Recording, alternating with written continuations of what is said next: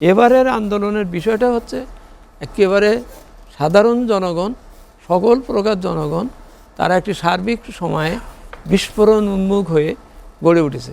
জানেন যে গত কয়েকদিনের ধারাবাহিক আন্দোলন আমরা দেখলাম যে চতুর্মুখী একটি অস্থিরতা তৈরির চেষ্টা, তার মধ্য দিয়ে এই সরকার দায়িত্ব নেওয়ার পর অর্থনীতিতে যে সংস্কার কার্যক্রম এগিয়ে নিচ্ছিল কিছুটা স্বস্তিদায়ক জায়গায় যাচ্ছিল বলে মনে হচ্ছিল, কিন্তু সেখানে আসলে বাধাগ্রস্ত হচ্ছে কিনা বা যে পদক্ষেপ নেয়ার জন্য ইতিমধ্যেই যে প্রস্তুতি নেওয়া হয়েছে সেটি বাস্তবায়ন আসলে কতটা কষ্টসাধ্য বা এই প্রক্রিয়া চলতে থাকলে অর্থনীতির ভবিষ্যৎ বা কী? হ্যাঁ, ধন্যবাদ। এরকম নয় যে 5ই আগস্টের পরে আর আগে পরিস্থিতি আগে খুব স্বাভাবিক ছিল এবং 5ই আগস্টের পরে কেন অস্বাভাবিক হলো। We have landed at a place যেটা নানান ধরনের সমস্যার মধ্যে, নইলে আন্দোলন হবে কেন? আন্দোলনটাই বলছে কজ অ্যান্ড ইফেক্ট কথায় আসতেছি, আন্দোলনটাই বলছে যে আন্দোলনের দরকার ছিল। এবং কেন দরকার ছিল? কারণ এত কিছু পরিস্থিতি খারাপ হয়ে যাচ্ছিল, দ্রব্যমূল্য তার ভিতরে একটা, বা আরও অন্যান্য বিদেশি বিরাট ঋণ, তারপর রেমিটেন্সের সমস্যা, তারপর নানান ধরনের সমস্যা, এগুলো এমন পর্যায়ে পৌঁছাইছিল বলেই এত মানুষের রক্ত দিতে হলো বা এ গেল, এবং মানুষ এগুলো ওইটাই তো প্রমাণ করে যে আমরা সুস্থ ছিলাম না। সুতরাং আমি পরের দিন থেকে একেবারে সুস্থ হব, সুস্থ পাওয়া যাবে, এটা সম্ভব না। এটা হচ্ছে বাস্তবতা। দ্বিতীয় বাস্তবতা হচ্ছে যে পরিবর্তনটা হয়েছে তার প্রতিপক্ষ, অর্থাৎ এই পক্ষ সমগ্র জনগণ বুঝলাম, কিন্তু প্রতিপক্ষরা মোর স্ট্রঙ্গার। কেন স্ট্রঙ্গার? তার স্বার্থের আঘাত ঘটেছে, তাকে যে কোনো একটা বড় বিপদের বা বিচারের সম্মুখীন তার হতে হবে, তার হয়তো সম্পদ নিয়ে টানাটানি পড়তে পারে, মান সম্মান নিয়ে টানাটানি পড়তে পারে। সুতরাং ওর জন্যই এটা একটা অন্য ধরনের পরিস্থিতি, একটা অস্বস্তি, যে এই অস্বস্তি তার একটা ব্যবস্থা করতে হবে। আর এই দিকে এরা হচ্ছে যখন প্রয়োজন হয়েছে রক্ত দিয়েছি, ঠিক আছে, আবার ঘরে আসলাম, আমার পরিস্থিতি ভালো, দেন আমি ঠিক আছি। কিন্তু দুটোর ভিতরে কিন্তু সামঞ্জস্য হয়নি বা হয় না। ওই আপনার মিশরের তাহির স্কোয়ারে যে আন্দোলন বা ইভেন তিয়েনমেন স্কোয়ারে চীনের যে আন্দোলন, এইসব যেখানে পাবলিকের সংশ্লেষ আছে, যে আন্দোলন জনগণের আন্দোলনের দ্বারা তৈরি হয়েছে মানে সাফল্য, সেখানে সবসময় দেখা গেছে ওই জনগণ কিন্তু আসলে শেষ পর্যন্ত হয়ে যায়। মিশরেরটা যেমনটাই হয়েছে আর কি। হয় নেশনস ফেল নামে একটা বই করেছে মিস্টার বারন সাহেব, তিনি তার ভিতরে দেখাইছেন যে ওই আন্দোলনটা টেকে, যেখানে ডাইহার্ট কোনো একটা পক্ষ, শক্তিশালী পক্ষ অপর পক্ষে থাকে, সে এসে একটা সৃষ্টি করে। যেমন 2007-08 করা হয়েছিল, 1975 পরে করা হয়েছিল। কিন্তু আবার 71 সালের পরে কিন্তু ওইরকম একই অবস্থা, সমগ্র মানুষ রক্ত দিচ্ছে, কিন্তু স্বাধীনতার পরে এসে দেখতেছে যে এটা হঠাৎ একটা গ্রুপ গজে উঠে সব কিছু নিয়ে যাচ্ছে। ফলে শেষ পর্যন্ত ওই যে জাসদ বা আরও কত কিছু রক্ষীবাহিনীর একটা প্রতিক্রিয়া হিসেবে আসছিল। এবারের আন্দোলনের বিষয়টা হচ্ছে একেবারে সাধারণ জনগণ, সকল প্রকার জনগণ তারা একটি সার্বিক সময়ে বিস্ফোরণ উন্মুখ হয়ে গড়ে উঠেছে। যে কারণে তারা বিস্ফোরণ হয়েছে তাদের উপাদান কিন্তু রয়ে গেছে, পদে পদে রয়ে গেছে, ঘরে ঘরে রয়ে গেছে। শয়তান যেরকম আমাদের শরীরের ভিতরে রন্ধ্রে রন্ধ্রে থাকে না, ওরকম রয়ে গেছে।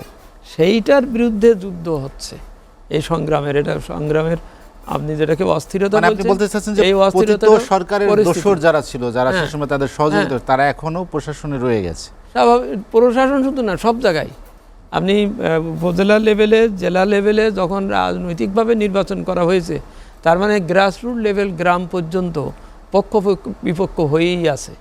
এবং যারা আছে তারা ওই ভালো হয়নি, তারা মানুষের কাছ থেকে এত কিছু করেছে ওই দলের পরিচয় দিয়ে, তারা তো এখন ঘাপটি মেরে বসে আছে।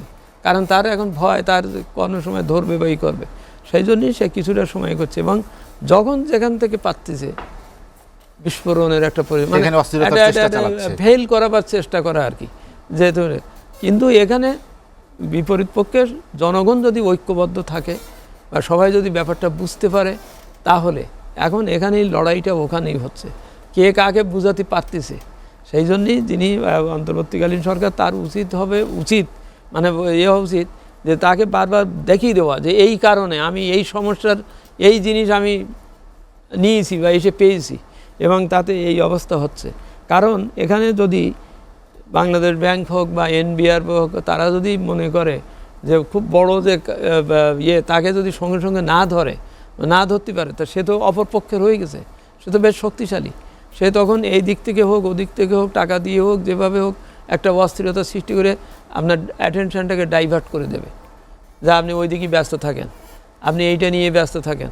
আপনি পত্রিকাগুলোর হেডিংগুলো দেখেন, পত্রিকারা মিডিয়া সবাই জানে মিডিয়ারা কে কোন পক্ষে কখন ছিল, স্বাভাবিক ওইভাবেই গড়ে উঠেছে। Self centre media, self centre পত্রিকা, ও গিল্ড, এডিটর্স গিল্ড, কত কিছু গিল্ড টিল্ড সব গড়ে টড়ে তুলে তারা একটাই হয়েছে। এখন হঠাৎ করে একটা ছন্দপতন হওয়াতে তারা তো এখন অপরপক্ষে হয়ে গেছে।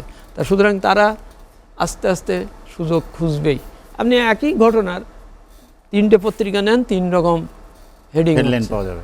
একটা লাল কালি দিয়ে লিখতেছে, আরেকজন কোনায় একটু লিখতেছে, আরেকজন এখান থেকেই বোঝা যায় যে কে খুশি আছে, কে খুশি নাই, কে কার পথ খুঁজতেছে, কে এই পরিস্থিতিটাকে সৃষ্টি করতেছে।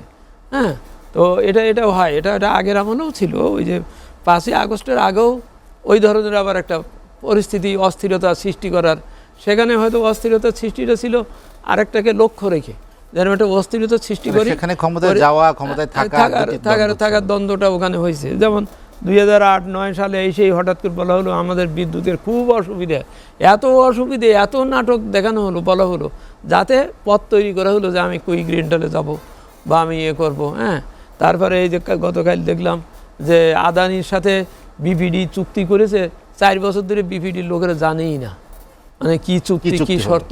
অর্থাৎ প্রতিটা জায়গায় একটা কজ এমনভাবে তৈরি করা হয়েছে যে যাতে ওটা যায় না। তা সুতরাং ওই ট্রেনটা রয়েই গেছে, ওই ট্রেনটা আজকের না, আমি আবার বলছি 47 সালের পরেও পাকিস্তান রাষ্ট্র প্রথম হবার পরে ওই একই সমস্যা তারা হয়েছে। 54 সালে আপনার মুসলিম লীগ একদম ভোটে হেরে গেল। হ্যাঁ, ওই ধরনের সিচুয়েশানে 71 সালে স্বাধীন হওয়ার পরেও 75-74 পর্যন্ত কী ধরনের আমাদের ইন্টারনাল কনফ্লিক্ট হয়েছে। এবং একটা মুক্তিযুদ্ধের সময় থেকেই বোঝা যাচ্ছিল যে এখানে আরেক দল আরেকভাবে ওরে সহ্য করতে পারতেছে না, এইভাবে সৃষ্টি করতেছে। এটাই এইভাবেই চলেছে।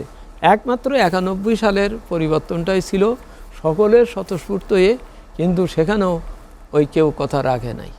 অর্থাৎ 3 মাসের একটা কেয়ারটেকার গভর্নমেন্ট এত সুন্দরভাবে একটা ইলেকশন করে দিয়ে যাদের মানে খুব স্পষ্টভাবে হলো, সেখানে রেহমান সোবহান স্যারের নেতৃত্বে, উনি উপদেষ্টা ছিলেন, ওই অর্থ উপদেষ্টা, আমরা সবাই মেম্বার ছিলাম, টাস্ক ফোর্স গঠন করেছিলেন এবং আমরা খুব সুন্দর বই লিখে দিয়েছিলাম একেবারে নতুন গভর্নমেন্ট কি করবে, সংস্কার কি করবে টরবে। সে বই ইউপিএল ছাপাইলো 4 খণ্ডে, পরবর্তী সরকার হিসেবে ওই বই পড়েই দেখলো না। এখন আমি ওই জন্য বলছি সংস্কারটা কেন ঘটনার পুনরাবৃত্তি হলে কি আসলে সেই, হ্যাঁ তাই হচ্ছে। আচ্ছা, আবার আরেকটা কি হচ্ছে, 2007-08-এ অনেকগুলো নতুন সংস্কার করা হলো, সিটিজেন চার্টার আনা হলো, কীভাবে কে কারে দেবে, এমনকি আকবর আলী খান স্যারের নেতৃত্বে রেগুলেটরি রিফর্মস কমিশন।